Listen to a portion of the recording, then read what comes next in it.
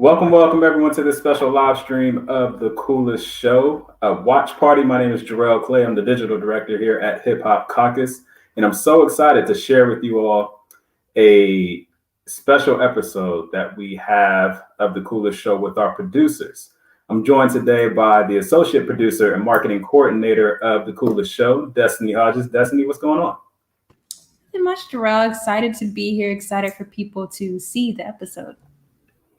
Awesome. The producers episode presents a pivot, if you will, of what we are doing at the coolest show, not only to reach the audiences that we serve, but to also reach new audiences like you all, to get folks excited about why we contribute, what we contribute to the movement, and what we need to do in order to keep our fight pushing forward. With that, as an associate producer, Destiny, I'm handing it to you to discuss what folks can get from this episode and to stream it for everyone. Yeah. So thank you everyone for tuning in. Season 3 of the coolest show. The theme is thriving. So touching on climate, culture, and liberation. And so all of our episodes fit into that general theme. And the producers episode is an inside look at the behind the scenes process of why we do this show, how the producers determine things, why we have the guests we have, and in general, a conversation about the complexities of our movement, the trauma that we go through in the movement, and how all of the episodes form a blueprint, if you will, of how we can make our movement a better place and be more effective in our work and highlight and uplift the people who need it most and who are first and foremost affected. So I hope you enjoy listening to our show, and I hope you enjoy actually seeing this episode right now. So without further ado, here's the producers' discussion.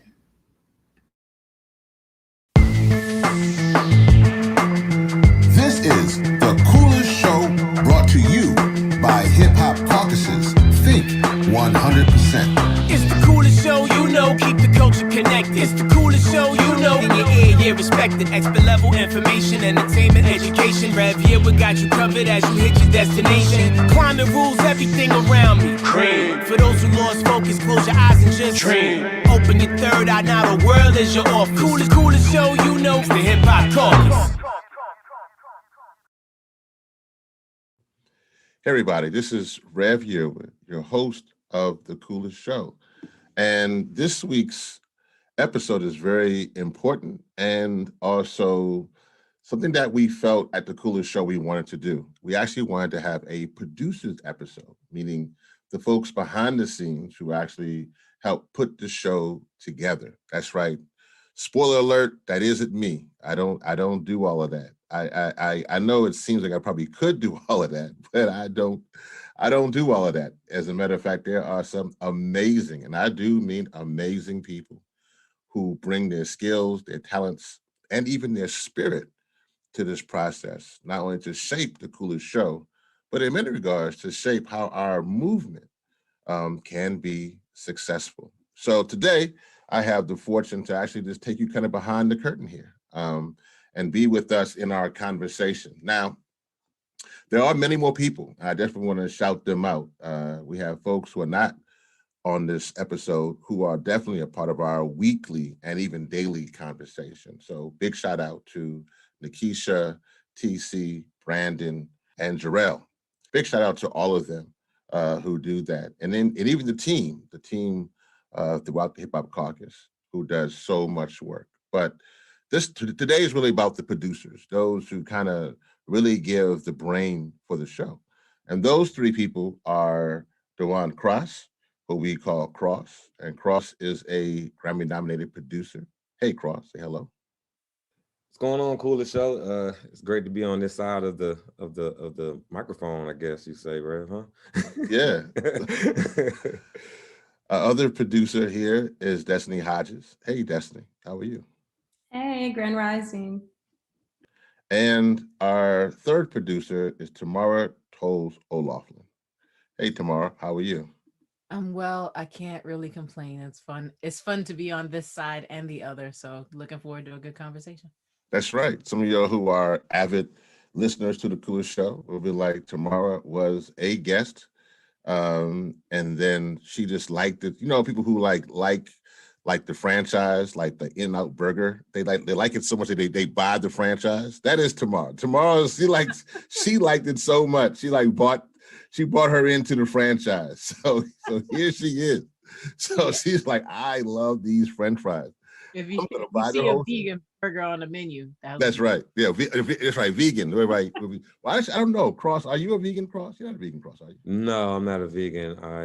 I've gone vegetarian for like years before, but currently I am definitely eating everything. But I'm not as much as I used to, but I'm getting back to my vegetarian days.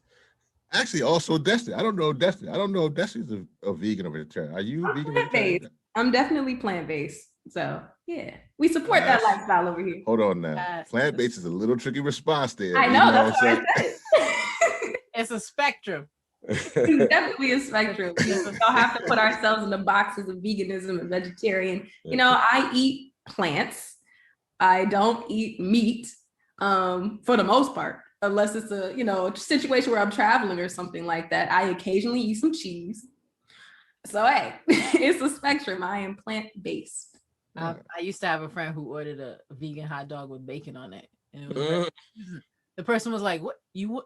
And they were like, "Yeah, that's what I said." So you know what? It's a spectrum, and we have to respect each other's places.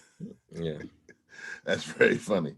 Well, I might use that, Destiny. I might actually start saying plant-based in my goings and comings. I also just want to congratulate you all. As we all know, the Coolest Show is now an award-winning podcast. So congratulations. And it's actually considered one of the top 10 climate podcasts. That's amazing.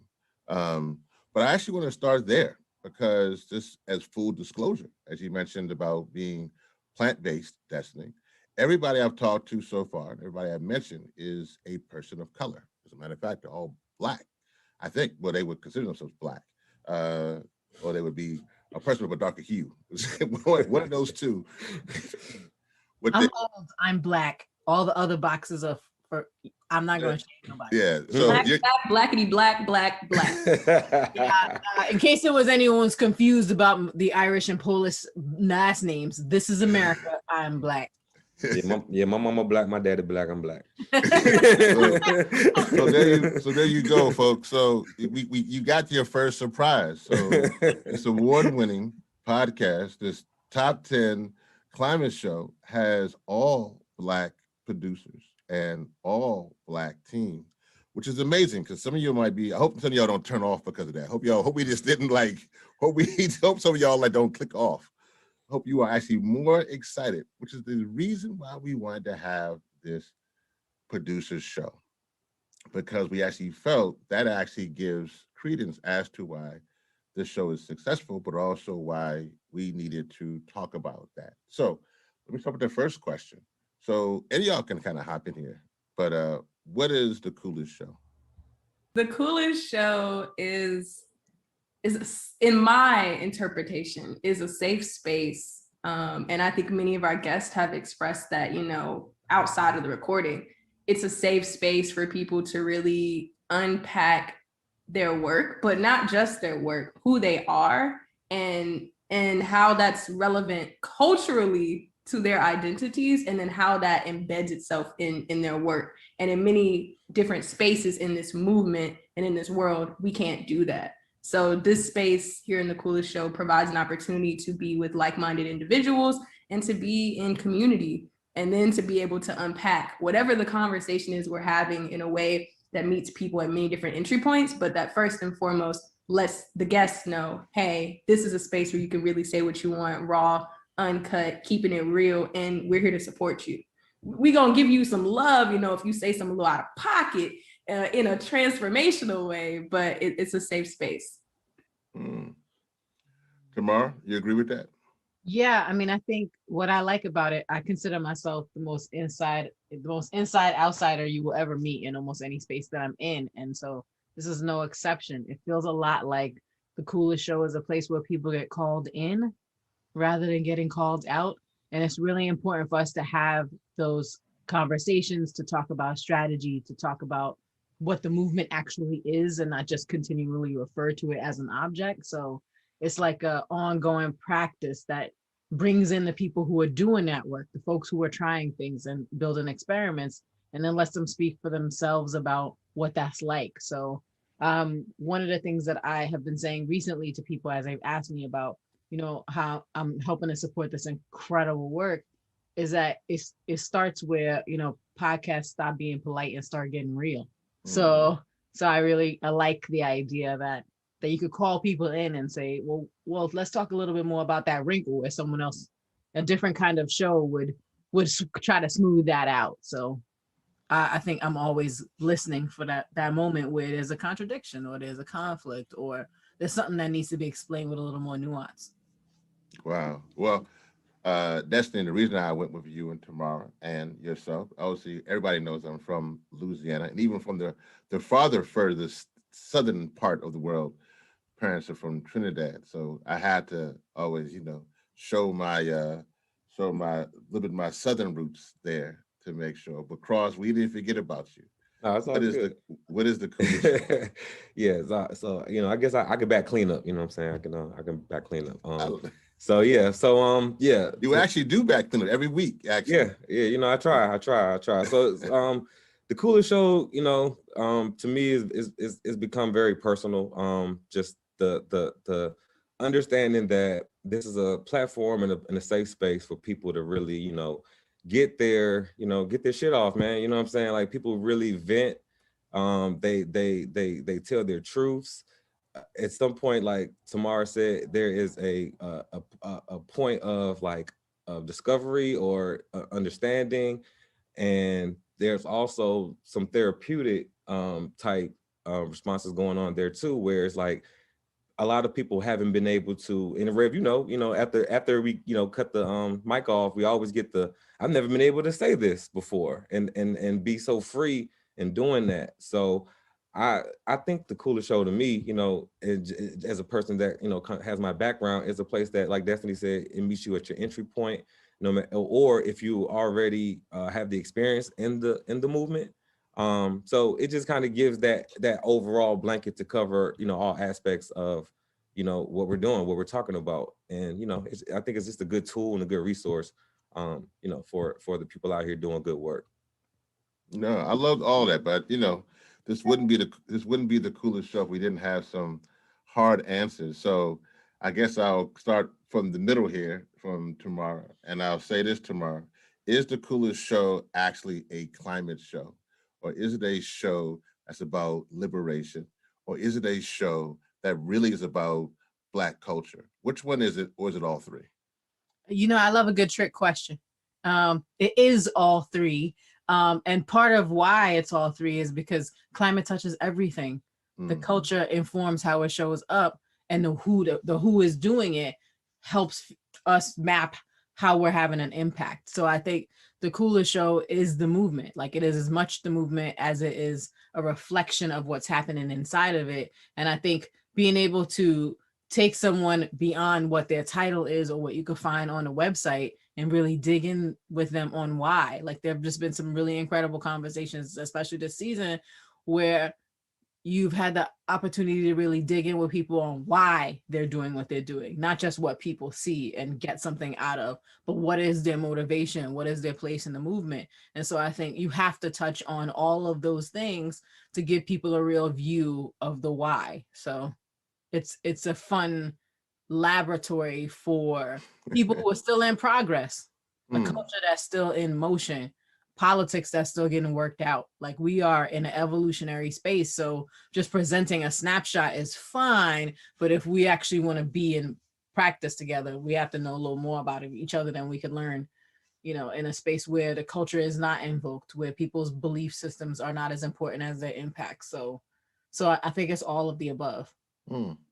Cross, you agree? Yeah, definitely. I mean, like Tamara said, like, this season, I mean, we're really getting to it's everything. It's all encompassing. It's Black liberation, definitely, because I mean, this is a term that I was introduced to this recently. You know what I'm saying? Thanks to Destiny and Generation Green, who was great guests on the podcast. But I'm understanding that, yeah, it is a fight for our life, our fight for our survival. And like we were saying before, just meeting people at the entry point to know that there's a problem And I think that is the first part. It's just like letting people know that, hey, there's a problem here.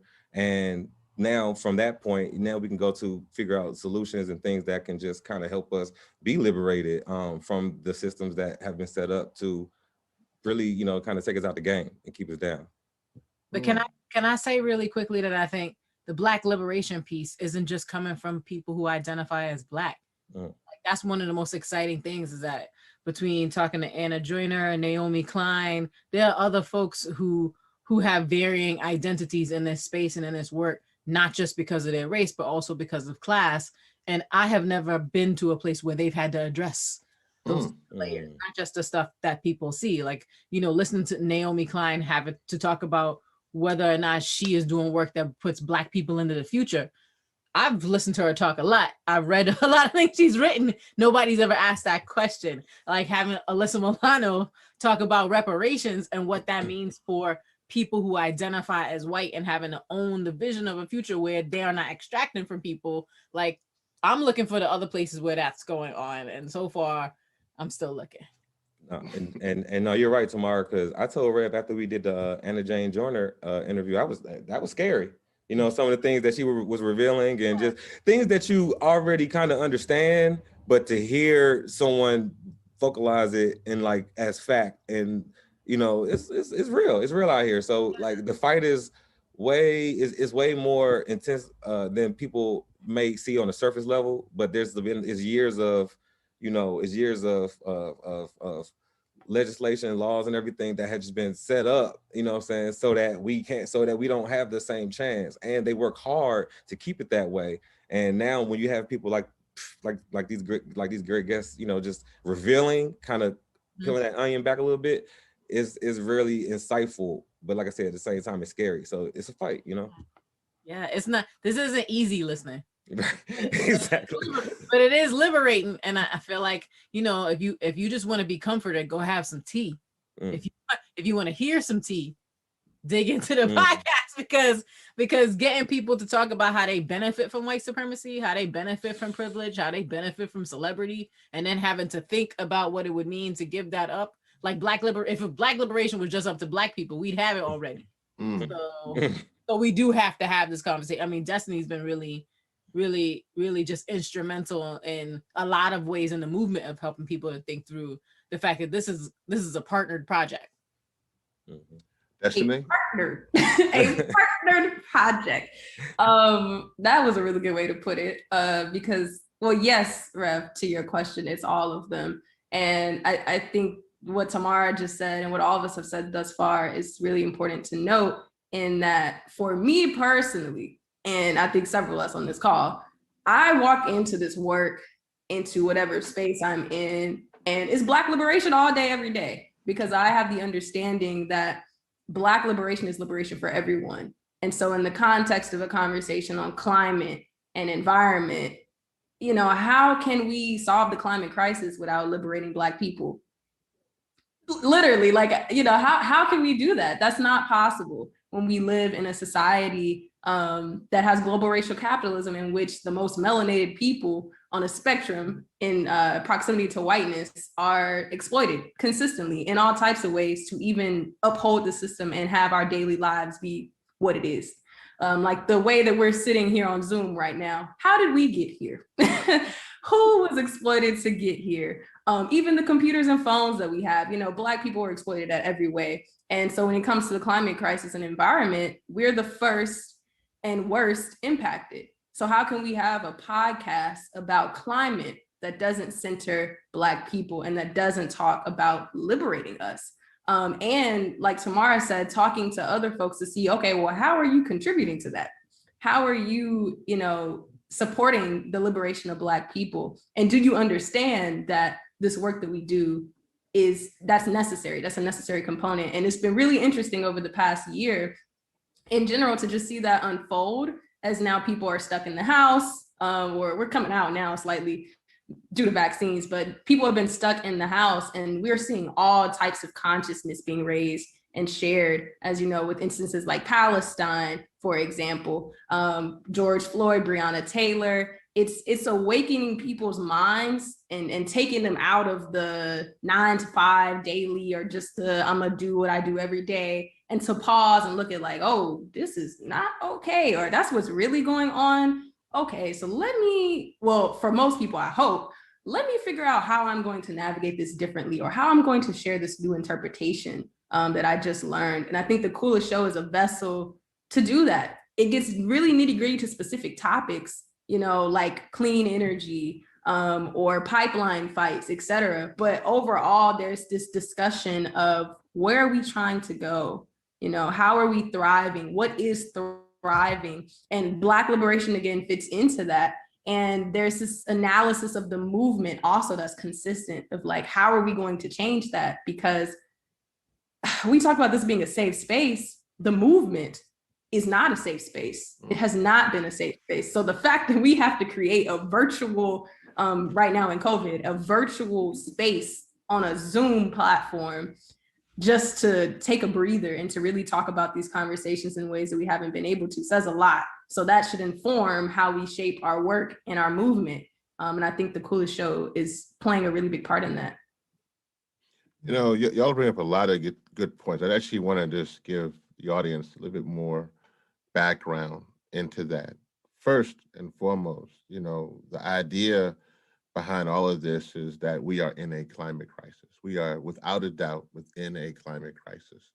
And there are a lot of reasons for the climate crisis, meaning, there are different layers to how we can either solve the climate crisis. But let me just get to what Destiny and Tamara and Cross are saying, and this is what goes into our production of this show.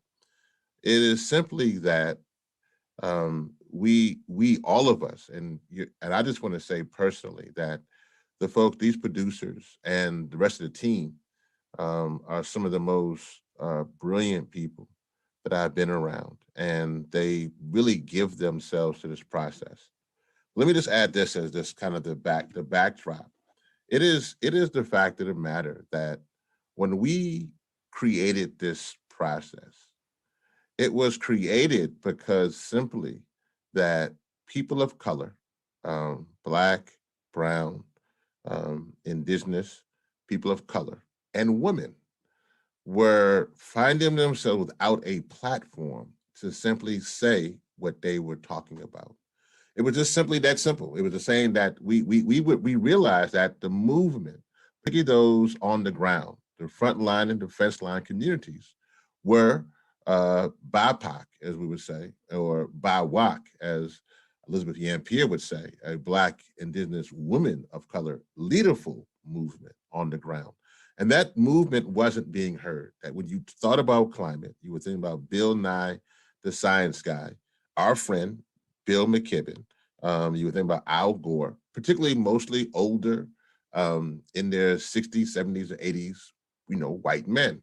And we were like just saying that, hey, we need to, one, give the folks a platform, and not just any platform, a platform that they're not rushed. Because a lot of times in this work, people will hear from them, but they only give them 5 minutes to speak or 10 minutes, and you really can't hear from them. And so we said, no, we're going to give them a platform. So hence the reason why we give folks the time on this. The second thing is that we also just felt that we wanted to broaden the movement, which meaning that if people did hear from them, it wouldn't be just hearing from them only from just what their work is, but who they are as a person. So people could kind of connect with them. So they hear Jackie Patterson, who was on, and Jackie Patterson about her Jamaican background and what her mom did in Chicago, and what it meant for her to see her own parents protect her brother, and what that means as far as racial justice, those kind of things. Or Dr. Adrienne Hollis talk about why she literally had to keep getting degrees, like a law degree and a PhD, just to be competitive, to be considered, to be taken seriously. And so those kind of things would resonate. And we brought that. But the other thing that we brought out, that we found out, the Coolest Show, is that we brought out a lot of trauma, a lot of hurt, a lot of pain. And I think I want to start there. anybody can hop in here. I'll start with you, Cross, in this process. Talk about some of the guests that we've had and the reason why we continue to select the guests. Tamara kind of mentioned that a little bit, Right. About, different folks and why that's the case. But why are the guests and what have we learned and what are we trying to learn from these guests moving forward? We are definitely going with a theme to make sure that we're selecting people that represent us, you know what I'm saying? In everyday life, in the movement, like I said at the beginning, look, my mama Black. So when I'm listening to, these powerful women, I'm reminded, you know what I'm saying, of being raised by a strong Black woman. And so when I'm hearing that, I'm hearing these messages, I'm hearing this truth, I'm hearing this hurt, like you said, like even talking like Captain Coleman Flowers and what's going on down in Alabama, with sewage, going through her city and stuff like that. Like that's sad to hear, to go home and you're in your hometown, your family and your friends don't even have like sewage or clean water and stuff like that. And so it just, for me to hear that, it's like, okay, wow. So I hear about Flint, but it's more other places that things like this is happening, in the country and in the world. So, and like even speaking to like Representative Barbara Lee, who was also powerful in her conversation and, really talking about the youth and needing to, apply more street heat and getting back to, the days like when she was coming up in the movement. And it goes to one thing that you have been saying, Rev, that, we're trying to have people on this platform so that we don't keep making the same mistakes. And I think that's one of the most important things is just trying to, have these quality guests that are actually doing things that can tell you their personal experiences, so they can tell you what they had to overcome so that the next person coming in that path, won't have to make those same mistakes. Or if they are presented with these same things, then they know how to maneuver. They have resources and outlets, so that they can, like, even like these shows. I mean, going back to these shows, you can listen to them and get some strategy, kind of behind them to see how you can maneuver in these spaces and just kind of expect, even when Destiny was speaking, was telling about her experience, like that kind of got her to start Generation Green, honestly. And, when, so that's real powerful to me to learn these things. Cause even like, I mean, just, everybody goes through these experiences. So it's good to hear people that's giving you like experiences so that you can kind of maneuver and understand that you're not the only one doing this or going through it. I want to add there that I think talking about the trauma that is happening in the movement, because we do not necessarily make ways for leadership to emerge. I think that's an underlying theme from women in the movement to how young people are making space for themselves, particularly Black young people are making space for themselves, whether we're talking about Youth versus Apocalypse or Generation Green or intersectional environmentalists or Black entrepreneurship showing up in women's bodies. We've been building America since it started. So that part is not new, but holding space for the way that this work doesn't necessarily allow us to build ways of working that can be turned into models that build other ways of working. Like talking to Crystal Hansley and Marilyn Waite, Marilyn is grappling with the heart of capital in ways that it would take weeks to unpack for most people who don't think about money moving through the system at the level that it's actually moving. Like when we hear about $1 trillion packages in Congress, it feels like that's like it's a lot of money until you realize it's bus change that fell out of the government on its way to go do something else, right? So we are really like bringing in architects. Like I think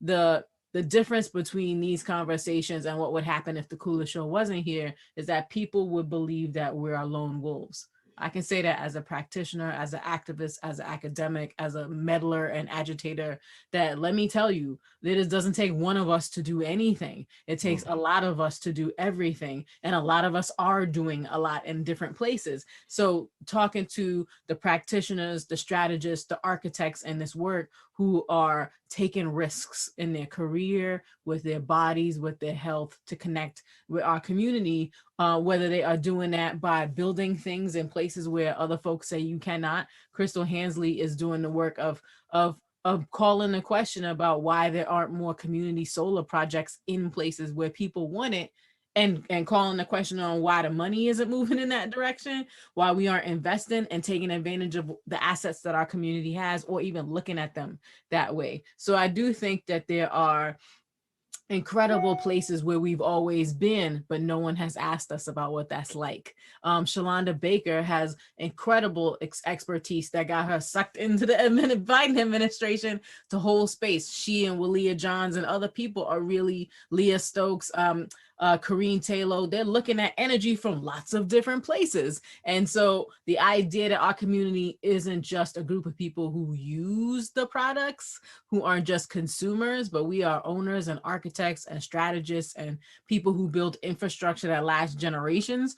That is a conversation that we need to have right now, because we're in the middle of an energy transfer that is akin to a civil war if you look at of what it's doing to the politics. So I do think it's great. It's like it's as if you could, pull up aside any person you read about in a history book while they're riding a horse and ask them, so what's this like? Like, if people think of, generals and strategists and architects and what would it have been like to be able to pull up a chair with them for a few minutes and ask them, so what exactly are you doing? Like, it feels like this is that space for lifting up the struggle while it's evolving. I've actually spoken with an elder in the movement and who listens to, thank you for listening to the Coolest Show. And they said that the Coolest Show is therapy for them. Like, literally, this is an elder who's been in the movement for years, and they said this is therapy for them. That's not a good thing, though, right? Is that I mean, if we have folks in this movement who've been so harmed by the movement, and they feel that this little, every Monday, they get this little bit of, they're seeing young people and they're seeing people look like them, and it's just therapy. I mean, literally, she said it like it was, my God, almost it could bring tears to your eyes. She said it's therapy to me. Yeah. Is that, I mean, talk about that. I can tell you that the work of movements is lonely, but it's not because it has to be. It's because that's what this configuration of it is doing. I can tell you, in another part of my life, I'm actually staring at this question really deeply. How exactly are we expected to have holistic solutions coming from broken people who don't know how to have Congress with one another, who don't have principal struggle, as it were, who don't know how to agree and make generative conflict into solutions for lots of different kinds of folks?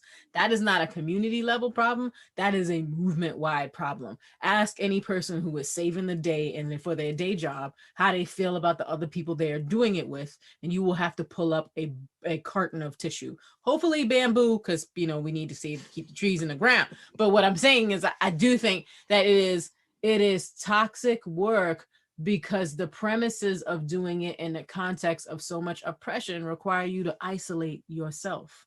Like, you can't, a systems analysis is depressing. A systems analysis is heartbreaking. Having to watch people who have all been harmed because they woke up one day and wanted to do more than what they see being done requires people consistently showing up as better than they could possibly be when they're not being fed. So the idea that this is therapeutic, it's because it is a space where practitioners get to show their humanity, and Twitter is not for humanity.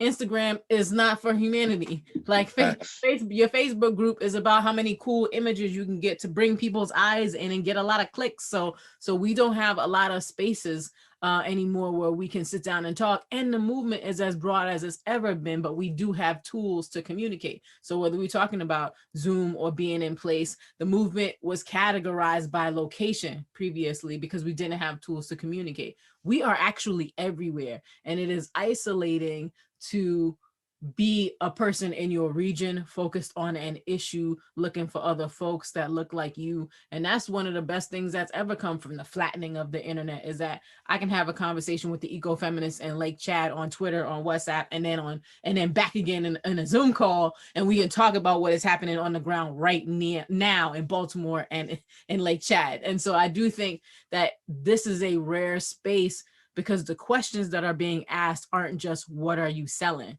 what are you doing? Is who are you and why are you doing it? Which is therapeutic because the work has so much false urgency built into it. Like it took decades and decades and decades to identify the problem, hundreds of years to make this problem of climate crisis. And it's going to take more than just like sound bites to get out of it. So it feels like therapy because you realize I too have these feelings. I too feel this pressure.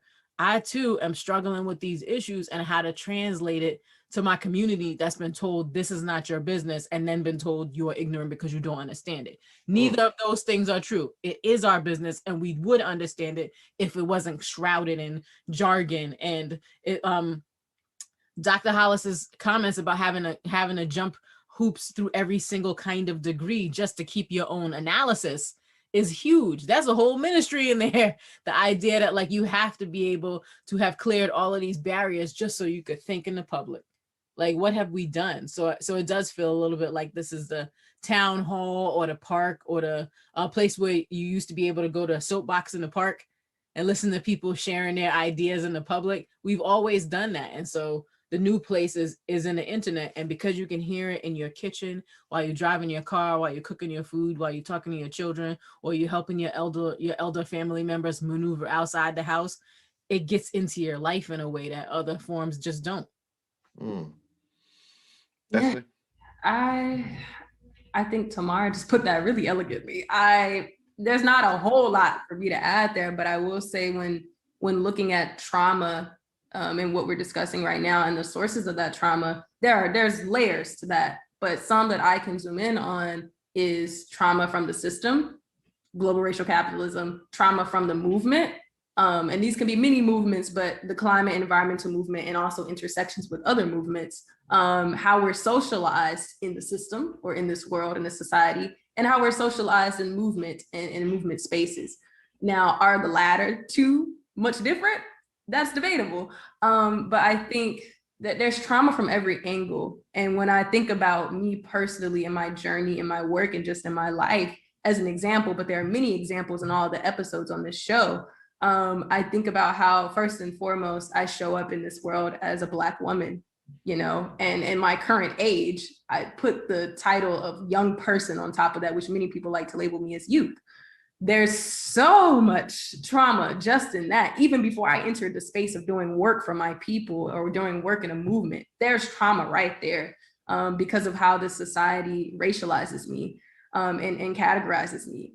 And so when we pull back the trauma or think about how people show up in their work and what they're really discussing in these episodes and why it feels like therapy for some people, it's the fact that there are so many, it's a syndemic going on right now, you know, and there are so many layers to what we go through on a daily before we even step into an office, before we even step out to a protest, before we even, you know, hop on social media for a post or a video or an interview. There's so much going on the daily with our mental health, with just everything we experience, you know. As a Black woman, I have to deal with seeing on my phone every day. And now I've started to, you know, filter it out or just not watch things. Black death every day, no cap. And I think that that's what most of us have been seeing every single day. And I have to internalize that. And then I have to, for instance, for some people also step into a space, an office or a virtual space or be on a computer all day where I have to also deal with white folks and with folks who are so embedded in the heteropatriarchy and create a space around that for me to try to advocate for who I am, my identity, and my community. And then they'll be like, oh, actually, we don't want to hear that. But, you know, we'll write on our grant report that we gave X amount of money to that and that we have X amount of staff for that. That is so triggering. That is so traumatic. And there are so many people and elders in this movement, and not just elders, other people who have been dealing with that for decades. And, you know, that's illustrated in this show with many people that we've already listed, Dr. Adrienne Hollis, Dr. Jackie Patterson, the list goes on, Corrine Taylor, so many people who have come into the movement at different points in time too. And you see their analysis and you see their trauma, very real and raw. And that could be jarring, and it can also be therapy. And yes, that's not a good thing, because if we're all in this for the right reasons, which we know we're not, but if we were all in this for the right reasons, then this fight wouldn't be as traumatic. And so I think we have to think about, who are we in this work? The 5 W's and the 1 H of who, what, when, where, and how. What's going on? Okay, like, what is our analysis? And as Tamara has pointed out several times, that race class analysis is central to that. But just in general, who am I as a person? What do I contribute to the spaces that I'm in? What do I contribute to this work, to this world? And how do I move throughout that? And how does that impact other people? And there's so many layers to that based on, what your identity is, what your position is, what work you do, et cetera, et cetera. And this show has shown that in such a diverse way, in such an intersectional, interdisciplinary way. I mean, we've covered so many different topics and so many people working on that same topic from different angles, but there's trauma. And I think it just shows that we have to change the way we work. We have to shift the movement or build new movements, which many people are doing right now, many young people, especially when we see, folks like it was mentioned, Youth versus Apocalypse, like Generation Green, the organization that I'm with and that I founded, or like intersectional environmentalism, et cetera. People are, their analysis, they're trying to explain it in ways that people can understand and in ways that people can join them with, in shifting the way they fight and shifting the way they move, or in coming into this work, starting on that path, so that some of us don't have to go through all this trauma, and that even our analysis from the jump can be like, okay, this is rooted in something real, something raw, and something that is me. And that's very fascinating and very hard to watch. And I think we see that unfold on this show and in many different episodes in many different ways. Thank you, Destiny, Tamara, and Cross, for all of that. I guess, when we do this show each week, we have our team meeting, and then we have another meeting where we go over the questions, and then we come together. The one thing that I have realized, to what you're all saying, and I didn't know I'd bring this skill set. Some people may or may not know. People ask us all the time. They ask you if I'm a real reverend. I get that asked a lot, actually. What are you, a stunt reverend? I get that asked. I mean, you don't know how many times stunt reverend. I get that asked. That I get, and I still wonder, like, is it? I've seen other reverends. Do I not look like a reverend? And I guess the question for that is, people say, no, you don't look like a reverend. I'm like, what do you mean I don't look like a reverend? And that's one thing. Then they say, you don't sound like a reverend. I said, I think I sound like a reverend. I don't know. It don't. The original reverend was wearing some rags and some flip flops. Yeah, no, that's the. Listen. I want to point out that people might be getting their outfits confused. Yeah, come on now, and that's a lot of time with some prostitutes. Facts. And some homeless dudes. Facts. But so I guess I don't know. Maybe I read it wrong, but no. I'm with you. You gotta be listen. That's a whole nother. People need to definitely check out the Reverend Michael Malcolm if you missed that one, because he definitely goes in on that conversation. But the point here for me though is that I'm glad I am a reverend and went to Howard Divinity School at the great HU. The real HU, the real HU. And I went there and got my MDiv, and so I'm happy to have done that. And the reason I bring all that up is this reason. And really, Cross, you lead off on this one. I think a lot of times, to what Destiny and Tamara is saying, it feels like I'm in confession. Like, it really feels like when I'm having these conversations, and for you listening right now, these conversations get intensely personal. And when you're listening to the Coolest Show, you're here. Even with my interview with Tamara, when Tamara was a guest, I didn't know Tamara actually was getting ready to leave the organization that she was at the time, and she was like she was leaving me breadcrumbs. Like, she was saying things in that interview, like, blink once if you can see, if you see me, whatever. She was leaving me some breadcrumbs so I could know that I'm okay, Rev. But I'm about to be moving on, and that's not a bad or good thing. This was just that where she was, and I never forget that. And she was just so powerful in that. So go back and listen to her own interview. But so many, Dr. Mildred McLean, my goodness, so many people who Youth versus Apocalypse. Literally. The interview, and I'm just saying this, you and some of you may not have heard this, and I want to get to Cross because he actually edits this out sometimes. because I mean, my sister Kareen, when we were talking about Cecil at WEAC, like it was just so painful. We had to stop. Um, like this kind of like change the topic or change the conversation. So Cross, as you're hearing this, you're kind of in our confession booth. I mean, Right. to me, in this, you edit out things. Yeah, definitely. We respect our guests, definitely. And we want, everybody, like we said, this is a safe space. So things that may not, that people share in the confessional with the Rev, may not need to be for everybody to hear, you know what I'm saying? But we do let them get everything that they need to get off. Like you said, yeah, definitely with Kareem, that was a very, it was very emotional with that, at times in that interview. And just me on the outside, because I'm muted, so I'm that other wall. I'm not supposed to be there, really. It's you and the guest, but I'm reacting. I'm taking notes. I'm understanding, like, wow, who these people are. Like a lot of people, I'm learning as we're going. So I'm researching. I'm understanding the impact, and so understanding the work that was done prior to even my introduction to what we're doing. So yeah, I mean, even with the Crystal Hansley interview. I mean, that was another one that, even after the interview, we had, we spoke to her for another 5-10 minutes just about what she's been going through, being a Black woman, going door to door in Baltimore, selling solar to the community, and people, being afraid of accepting new ideas and things like that, because there, people, it's like go back to the trauma, when it's like when you're beaten down so much, it's like, no, I'm trying to help you, but it's like, I don't know if this is, because I've been beaten down so much, I'm just okay right here. It's like a shock of fear that people are kind of left in.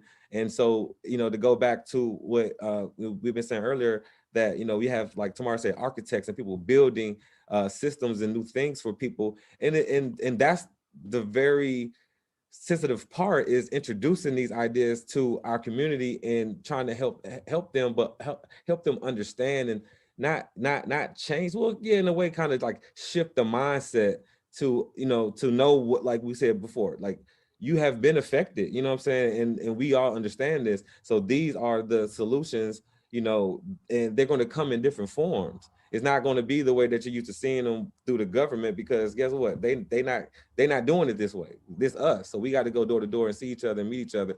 And I think that in these interviews, and even in the parts that we edit out, we have conversations about future ways that guests can team up with the Hip Hop Caucus and just do more just outside in the streets, because even though we have this virtual space, everything starts with actually touching people and being there. And that's what the pandemic and everything has kind of, it set us back in that way a little bit, because even now, like, I've seen people, I mean, people that I've known for years, but I haven't seen them over this last year, but I recently seen them. I don't even know how to shake their hand, a hug. I don't know what to do. You know what I'm saying? You just go up to people and, like, it's weird right now. So I think as we get back to, actually getting out there, getting outside, and we're hearing these interviews and these strategies, it'll really start helping, us just get back into the community and help people again. I love it. So I want to give like a round robin of questions here, and I want Tamara, Destiny, and Cross, y'all to hop in here. We're gonna go to the analysis and to the shows in this process. So why is it that we don't see the people who have been doing the work, like all of our guests, get the visibility, support, and resources that they need? I think in systems, you know what I'm saying? Everything is a system. Like, I come from music, and so when I look at it from that perspective, right, it's a lack of resources in there for creators and artists in that world, right?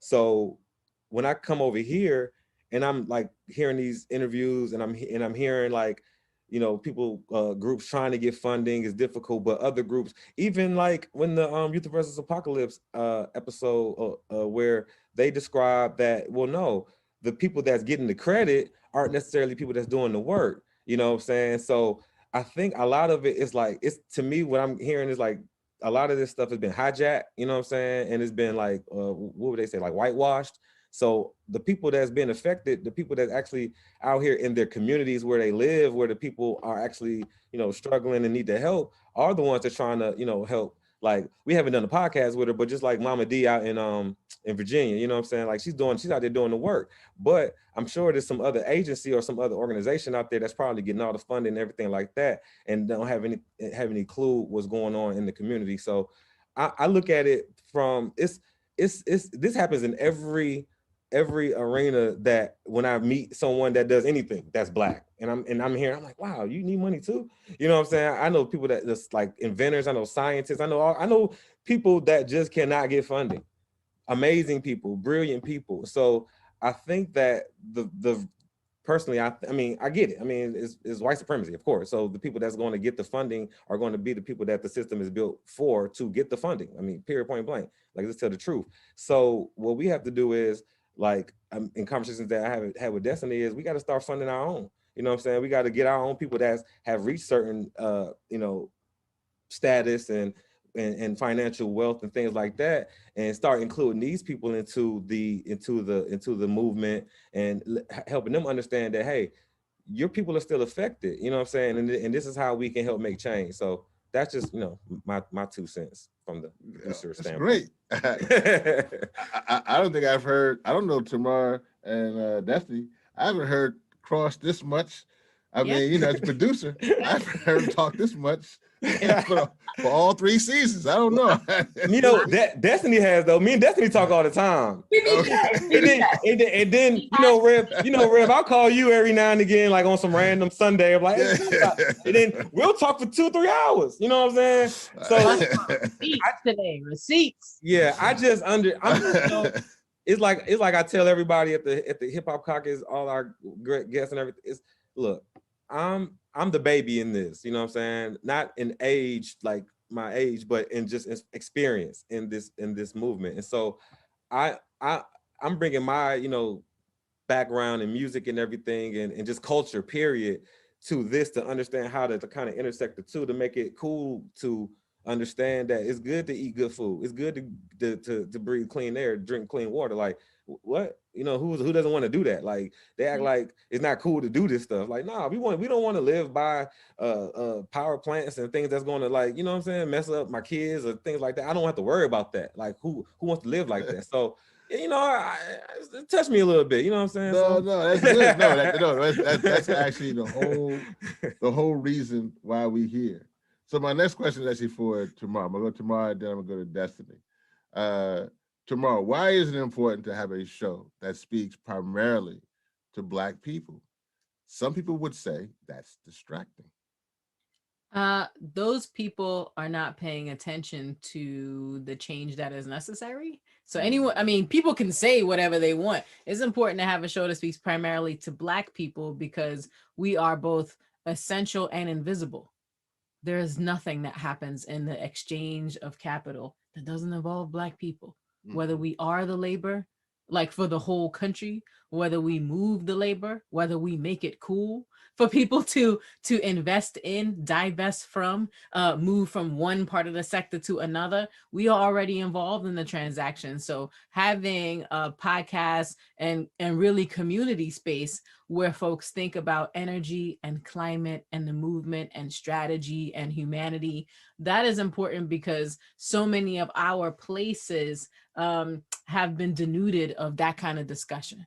So the community spaces where we would normally go have been made commercialized, have been made places where we are observed by other folks to find trends. And so developing a dialogue about the things that are real to us now as we are fighting for our survival in the middle of a big conversation about our trajectory towards survival, it's imperative that we do that because with embedded in our being able to connect in community are solutions that help everybody.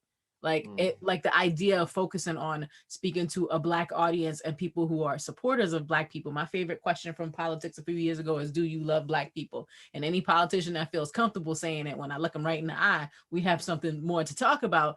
It's because the solutions that we need to survive the climate crisis, some of them are in our community. Many of them have been holding us up through catastrophe after catastrophe. It's why I really liked the conversations around ideology and the whitewashing of the movement that involved my sisters in this work, Amy Westervelt and Mary Heglar. Like the idea that we have to think about how we're showing up, not just as users, but as owners and architects. That means we have to direct the conversation at us, and other people aren't doing that. You can talk all day about emissions and about tailpipe exposure, or about the total maximum daily load, or whether or not transportation will include us in the conversation. But transportation goes through us because we aren't consulted, right? And it destroys our community, breaks us up, pushes us all over the planet. Climate gentrification, like talking to Elizabeth Jean-Pierre and really bringing down the high-mindedness that thinks that you can talk to us without being a part of our community. And so I think it's an incredible moment to speak primarily to an audience of people who are underserved. Like, I don't think of us as disadvantaged. I think of us as chronically underserved. Wow. Destiny, what is the moment that we're in? And I guess what are the defining moments that have gotten us to where we are? Whew, I'm really appreciating this conversation. I hope the listeners are too. I would say the moment we're in right now is critical. And everybody knows that, but I don't know if people know just how critical. You know, we try to put a time stamp on things saying we have 9 years, or we have until 2030, by 2050, this will happen, et cetera. But for Black people, for Indigenous people, for people of color, notice I'm not using the BIPOC acronym because that is really harmful. That's another conversation. Debatable. We're gonna debate that on a different podcast. Yeah, it's debatable. So, you know, not to go down that rabbit hole. But we are dying right now in this moment. Every second, Black people are dying. And if that doesn't show urgency, or if that isn't an urgency to you, that's a problem. And that's how many of us, specifically Black people, show up in this work. That's how I show up in this work. And so the moment we're in, I'm concerned about how many Black people can we save, you know? And that's not the question that everybody is asking. And I think it's quite wild. We see right now literal rockets being built to go to Mars. There are people preparing to leave us behind. And that conversation isn't being had enough, you know? And so that goes to the moment we're in, is having a correct analysis of the problem. Because if you don't have a correct analysis, then your solutions aren't correct also. And currently our movement in our society, it doesn't have a correct analysis. And I think we're shifting into that direction, and that's happening rapidly, as it has been for the past year. It needs to happen more rapidly, I would say. But there's not a correct analysis. And so what are we going to do in this moment to make sure that we not only have the correct analysis, but that we give resources to the correct solutions, and that we know what those solutions are? And how can you know where those solutions are if you're not hearing from the people who are affected first and worse?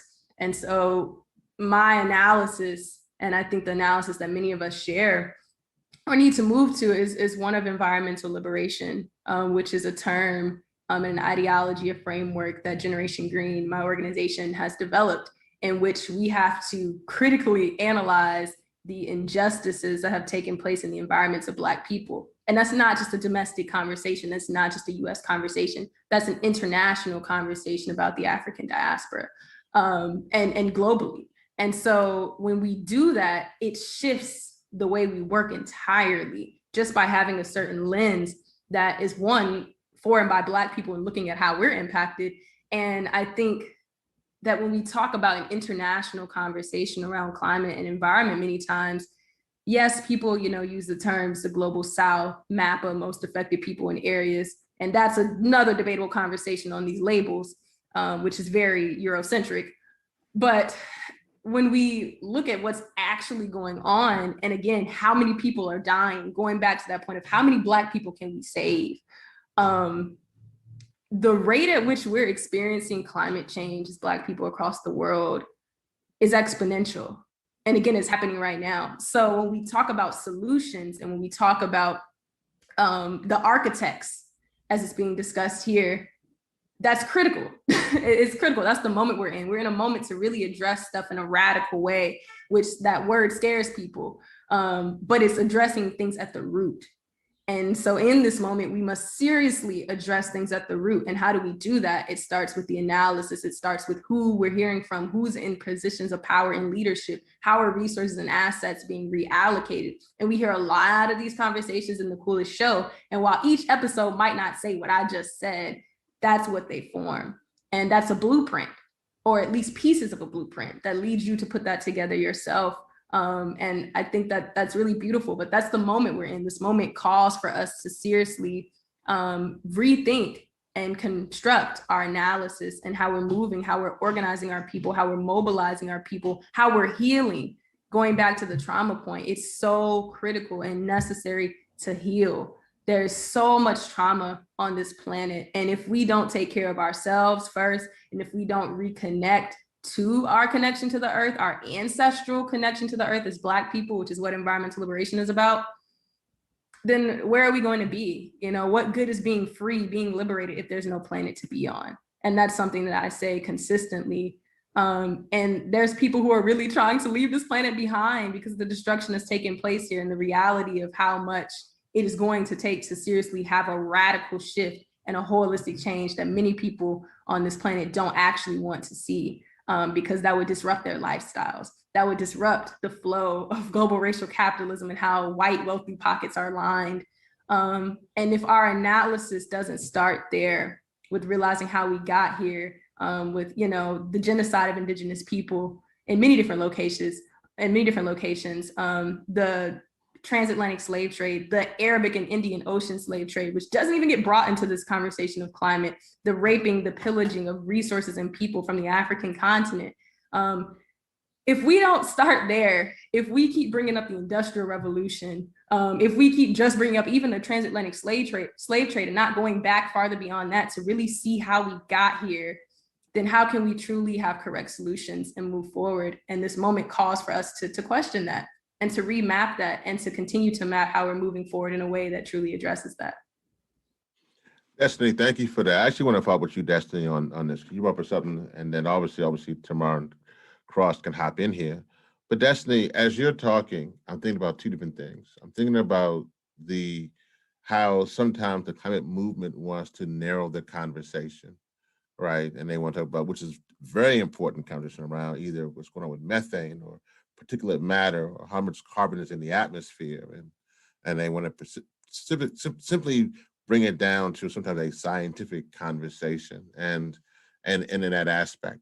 At the same time, you're obviously bringing in other things that also contribute to this moment, that actually are contributing to the climate crisis. And as a show, we want to bring all that forward. We want our community, we want every community to know that, in essence, that simply put, that the liberation of Black people will help solve this climate crisis. And if that is at the forefront of what we do, and we figure that out, and we connect the dots that racial justice is climate justice, then we can actually find solutions. Many folks are not seeing that. So they're getting this from both sides for the first time. In other words, from one side, folks who are doing climate work are hearing this for the first time, or they're trying to understand it. And there are some folks from those communities, Black communities, brown communities, indigenous communities, who are also, for the first time, understanding how all of this is connected. And then we have to unpack that. And so we have these guests, right? We have these guests on each week who unpack that. Are we successful? Is that just such a big task for us to do?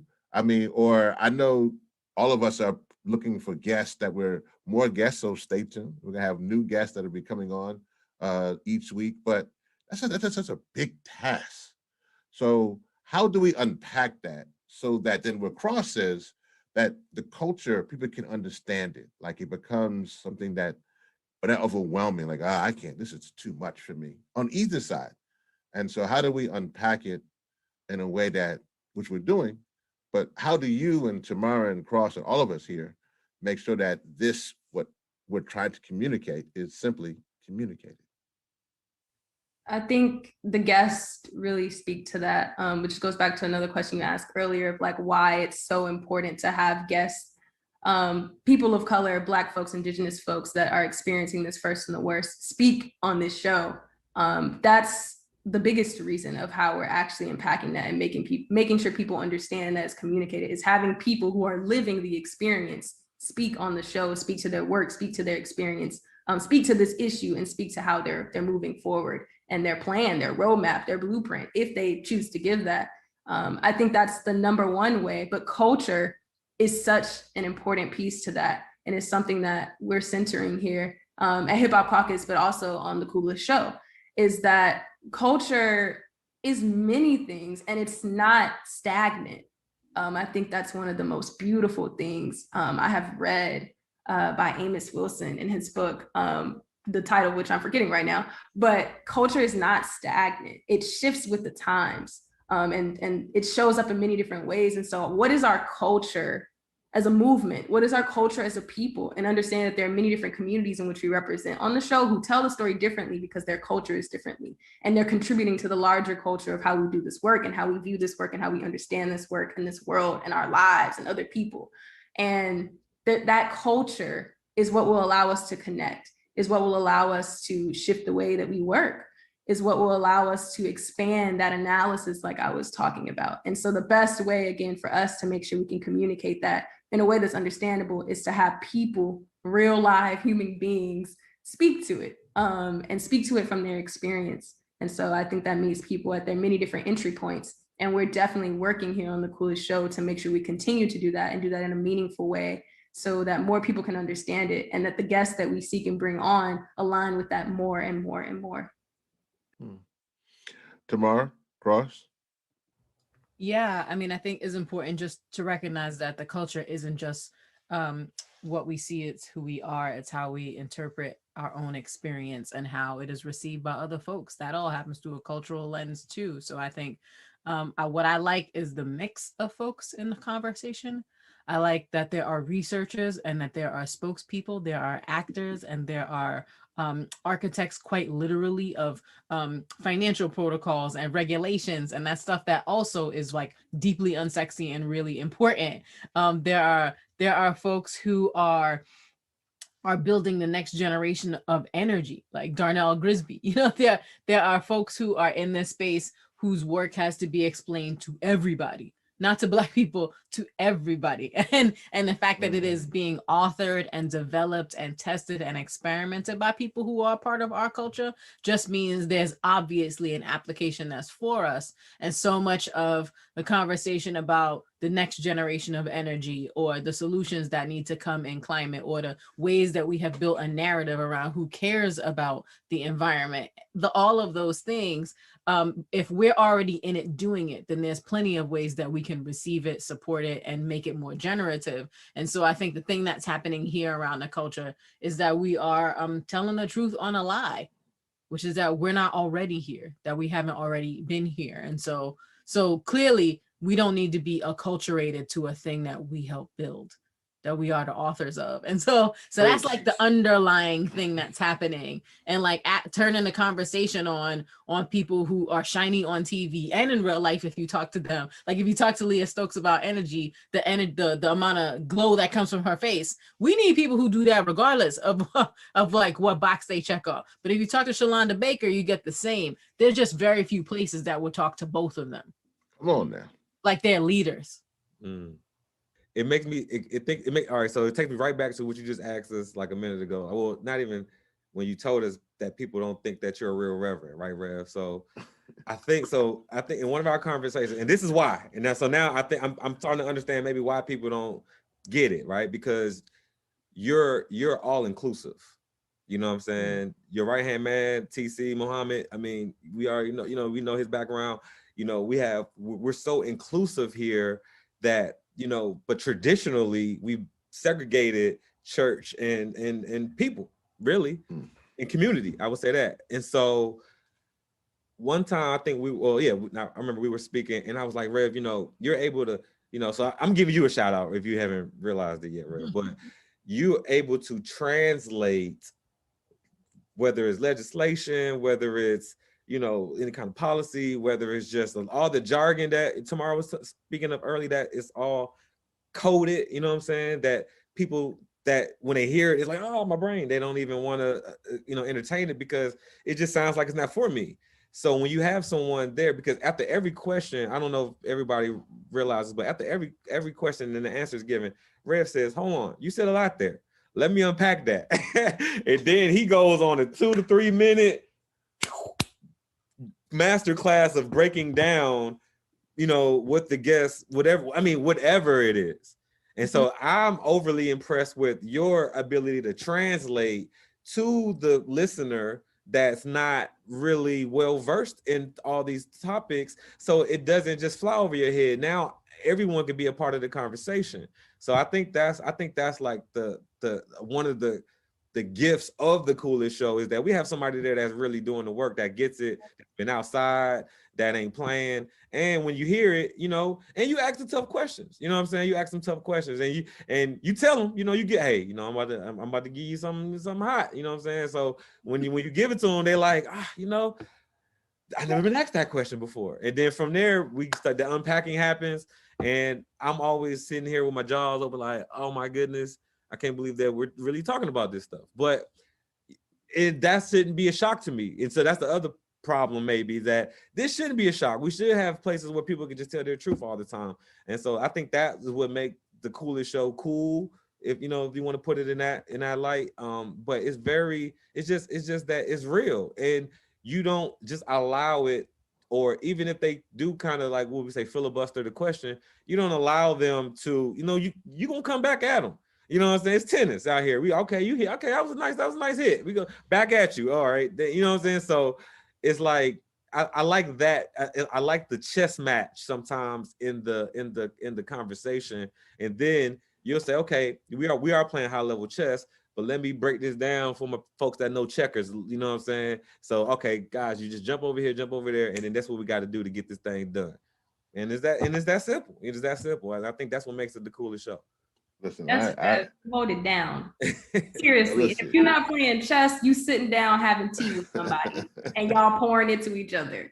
And it's nice it's just nice to realize that, like, it is important for people to recognize that the best part of this work and watching you do it is the idea that you can get out your church clothes and still have church in you.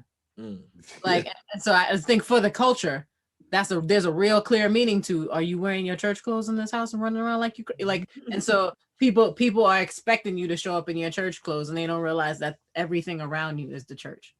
And that's actually what the work is supposed to be. Like, I am the daughter of a theologian who has always worked with the unchurched. So it's clear as day to me, but I also have been trained to see that. Like, I've been trained to recognize that there's a place for the doilies, and there's a place for pants, and there's a place to dance, and there's a place for the unchurched, and that's where your real work is happening. So I think if people start to take that up, I think listening to that episode with you and Reverend Malcolm is a really great place. Because one, it's just it's a dry desert for listening to two Black men laugh about anything in the work. I just want to lift up that, like, joy is another thing that you are carrying on behalf of other people, being able to laugh with all of these folks. Not like people love some terror porn.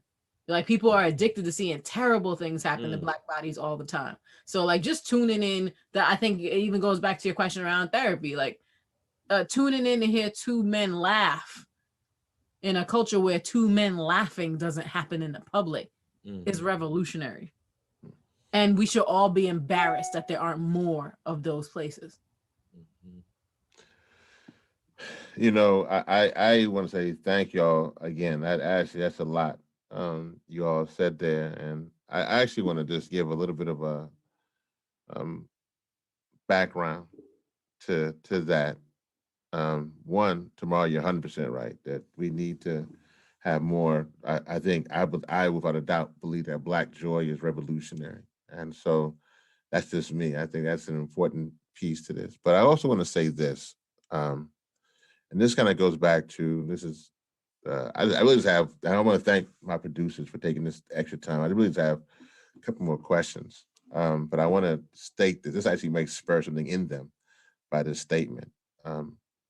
you know, one of the things here is, I believe, for me, and this is from a spiritual context. So people can take this how they want to take it, but from a spiritual context, I believe that one day we will see those who have died from the injustice. We will see those who were lynched in the back of the woods and nobody heard their scream. We will see those who were poisoned by the lead. We will see those who drowned, not just a number, 1,833, but we will look into the faces of those who were drowned in Katrina, those who drowned in Harvey, those who drowned in Maria. We will see them. Not only will we see them, but everyone who has done the injustice to them will see them. And right now, that's just my belief. I just think that one day we will come face to face, and they will come to us and they will say, "What did you do? Did you fight for justice? Did you fight to kind of make sure that my living was not in vain? Did you fight? Was you about your resume? Was you about your building your business? Were you about just your own personal safety, your own home? When you knew what happened to me, you knew. Nobody heard my scream but me and God when I died. When I took my last breath and I drowned from the gulf in the water, nobody was there but me and God. But you knew that. You knew the consequences of what people are doing to this climate. You knew what happened when they burned the wildfires and out in West, and I was consumed.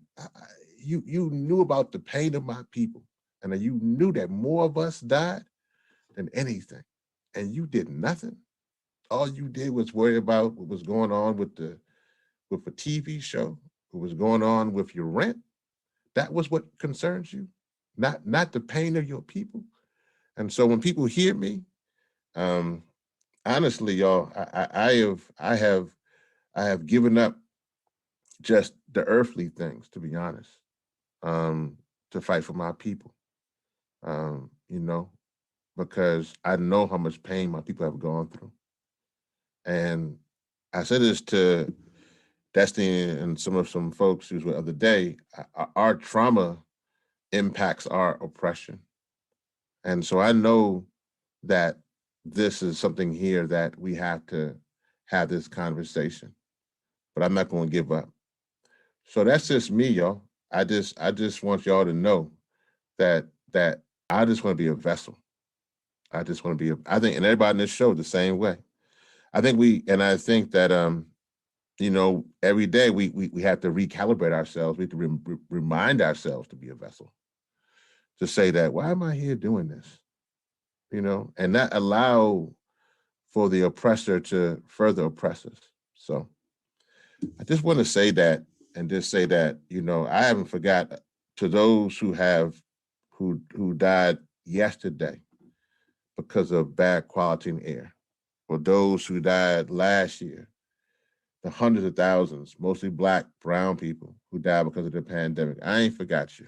I ain't ever gonna forget you. Those who died on the side of the road when there was no video camera to show you was choked out or beaten or tased or shot in the head. I ain't forgot you. Sometimes we catch folk with the camera, but I ain't forgot y'all, man. And I know, I just pray that y'all on the other side of Jordan, I pray y'all okay. But I let y'all know on this side, I ain't forgot you. I'm gonna fight. And I'm gonna cause those who cause your death, your oppressors, they're gonna feel your pain. They're gonna know your life was not in vain. You might have been poor. You might have been from Alabama or New York or Tennessee. You might have been considered collateral damage. People say you might be considered vulnerable communities. You may be considered all of that. You may be in Ghana or Senegal and all of that. But guess what?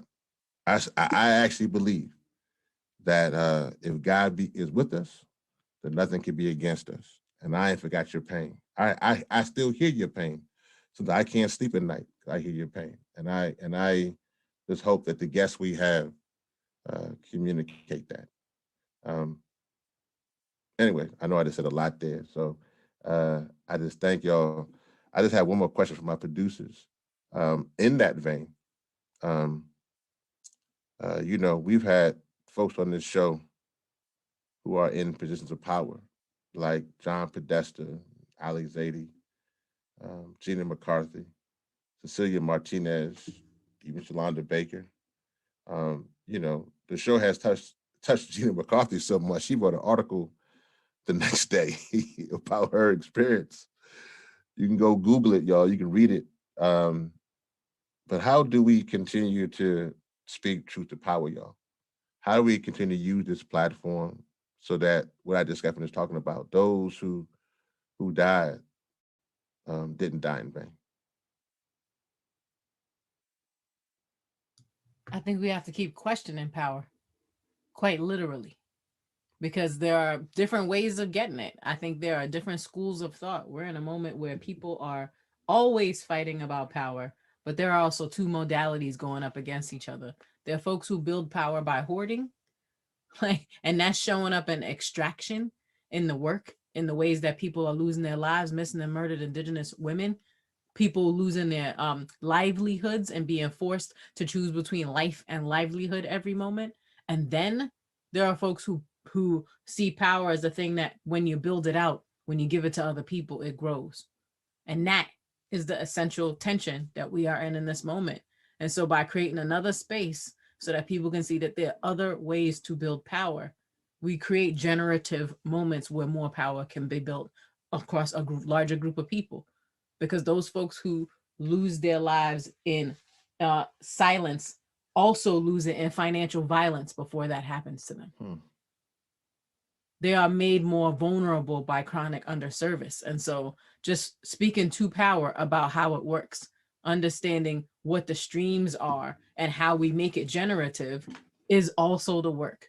Talking about how it affects people, whether it's climate grief or what pushes people to put a pen to paper to write a book about what they're experiencing, or an op-ed where they question their own place in the work, where we think about what it means to have the optics. There are, without using the words justice, equity, diversity, inclusion, there are examples of it happening throughout the podcast. People who are in positions and still have to figure out whether they're going to die for what Martin Luther King Jr. died for.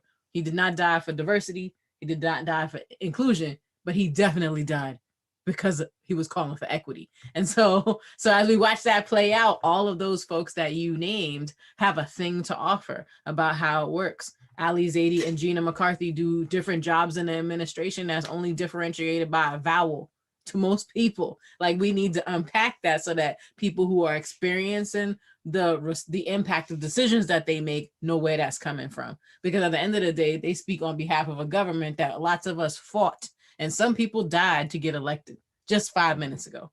So super, super excited to continue the conversation with folks about what is power, what are they doing with it, and who is supposed to benefit. I second that. I second every piece of that. Questioning power.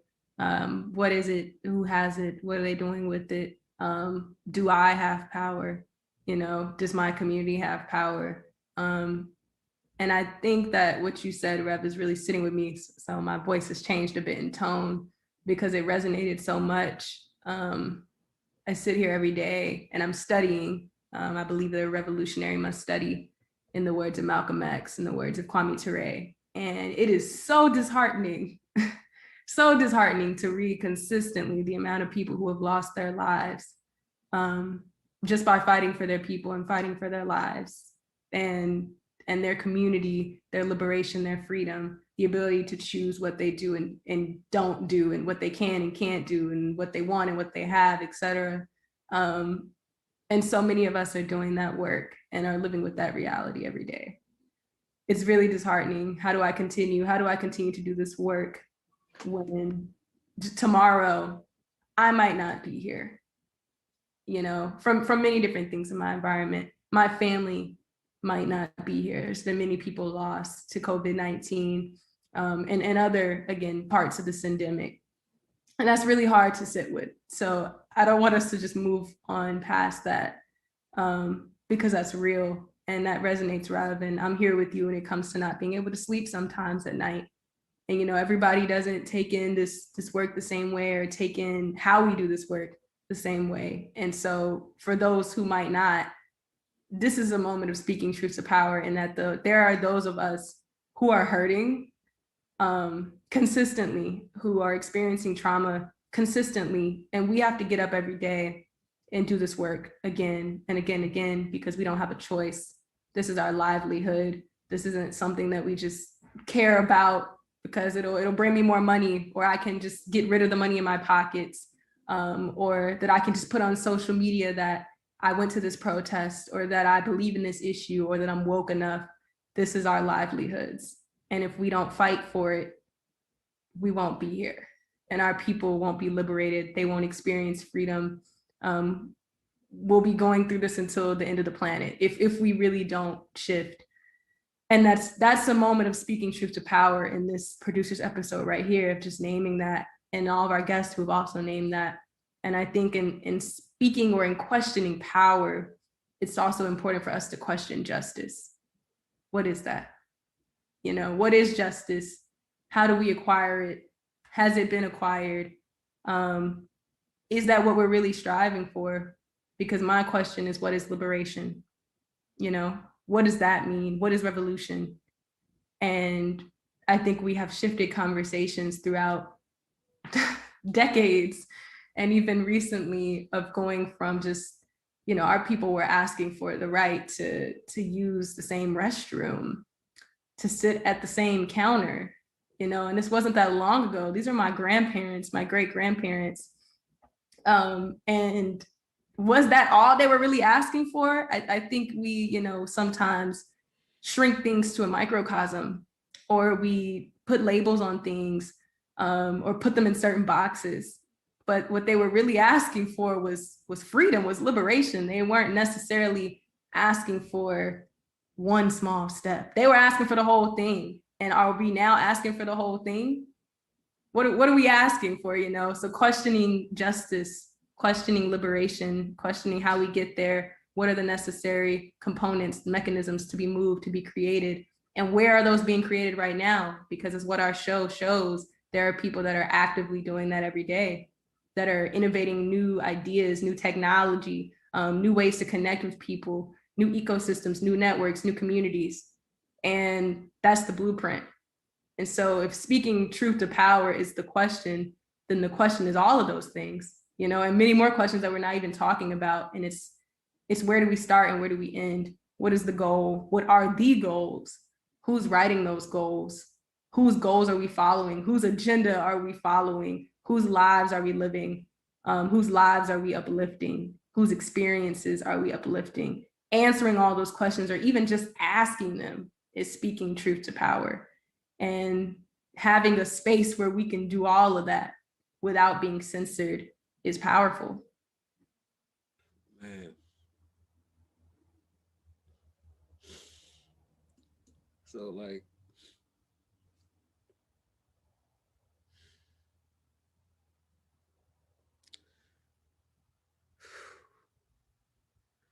this conversation, it's it goes back to what we've been talking about. Like, why is this therapeutic? Why am I like, I'm picturing faces. I'm just hearing conversations, you know what I'm saying, with my family, my own family. You know what I'm saying? Like, it hurts. It hurts. And I know that, all right, so I mean, so you know, power. People don't believe that they have power. People don't believe that they even, like, man, where we from, man, I'm telling you, man, where we from, people don't even understand that they got an opportunity to be great, man. A lot of people don't think that they're gonna, you know, like, man, I got friends that's celebrating becoming, you know, 30 years old and stuff like that. You know what I'm saying? And that's great now based off of the fact that when I was growing up, they were saying you might not be 21, right? I look at myself in the mirror often. You know, I've come to the understanding that, you know, I tell myself, man, one day you're gonna die. You know what I'm saying? But it's not about that anymore. Like, I'm okay with that, right? But it's about how, you know what I'm saying? Like, what impacted that? Do I want to die because someone made a freaking law or something that, you know what I'm saying, I couldn't get access to the right food or the right medicine or something like that? Like, that's scary, you know what I'm saying? Like, you know what I'm saying? Like, that's crazy to me. So I think in just our communities overall, like, we don't know, man. We don't know who to question. We don't know who, it's so much going on, walking out the house every day, just being Black. Like, it's set up for us to die, period. You know what I'm saying? The one thing I hear from all of these interviews from all of our guests, right? They tell us they start out, they tell us their stories, and where they come from and why they do this work, and right? And then they all get to this like plateau, and it's the same stop. It is the same stop from everybody. And I'm sitting here like, oh, okay. So everybody is like here, then it's like, it's hard to get. And you got some that's able to, you know what I'm saying, make it. And like, you got the Revs out here that's pulling a few people, you know, because you can't pull everybody at one time, Rev, you know what I'm saying? So you can pull who you can, then they can pull some folks. And then, you know, and that's really how it really has to happen. You know what I'm saying? So that's why earlier when I said the coolest show is personal, because when I keep saying every week, like, man, I'm learning because I'm already having these thoughts, but not to know, you feel powerless, right? So now to have the opportunity to be around people that tell you that you're powerful, that you're beautiful, that this is supposed to, like, not supposed to happen, but this is why it's happening. Man, you get answers that you never knew that existed. And I think that's what makes it real to me more than anything. So I guess I can stop there. I want to thank all of us for being very vulnerable in this conversation, and for all of our guests who have been vulnerable with us, because that's not easy. That's not always acceptable, quote unquote. That's not always the norm. That's not always a show of quote unquote power, but it is powerful to be able to be vulnerable with one another, to be in community with one another. So I just want to appreciate everybody in this space, and appreciate everybody listening and everybody that's been on the show for being able to do that with us, and being able to listen, to take that in, because that's not just going over our heads. You know, we take that seriously. We appreciate that. And I appreciate all of you. And Cross, I think you just said, we've all said such incredible things in this conversation, especially about, you know, is that for us? What is for us? All these questions. I'm like, people are gonna have homework. They're gonna be thinking. But building our own table and the power in that, and that's what the show does. And it brings on people who are building their own tables and inspires people to build their own tables. And I think that's beautiful. I love y'all. I appreciate y'all. Definitely. Thanks. I feel the same way. I appreciate, you know, the team, those here, those with us, you know, just in spirit every week, that just really, man, do an amazing job, you know what I'm saying, of just, you know, this is, you know, for people who don't, you know, who are on the other side, you know, this is a strenuous thing, you know what I'm saying? Like, we do this every week. We meet every week on cue, you know what I'm saying? Every week we writing notes, like, you know, we're recording, we're dissecting, and, you know, we're really just, we're doing this for y'all, you know what I'm saying? Like, for our people, for the people that's just needs this information. And so I just want to say I appreciate, you know, Rev for even, like, you know, starting this platform, you know what I'm saying? And then, you know, for the squad, just for like taking it and running with it, because I feel like y'all, like, you know, y'all was like about to go to the championship anyway. Then y'all was like, oh, let's go pick up Cross over here. Oh, Destiny over there, she balling too. Oh, Tamara, like, you know what I'm saying? He's just picking up. We gonna win this championship. Like, we about to win. You know what I'm saying? And the win is informing our people and us coming together and from all these different walks of life, and so that we can tell people how to get over that, you know, that plateau. Because once we start hearing those conversations, like, because I did this and then this, now we're on a whole different side of the conversation. And I think that's what, you know, the Coolest Show does. I think it helps people, you know, with that. And that is actually Tamara Toles O'Laughlin. Destiny Hodges, and DeJuan Cross, our producers of The Coolest Show, along with our team, TC, Nikisha, Brandon, and Jarrell. Thank you all for making this a wonderful, wonderful experience, not only for us, as you can see, but for the world. And I am Rev Yearwood, your host of The Coolest Show.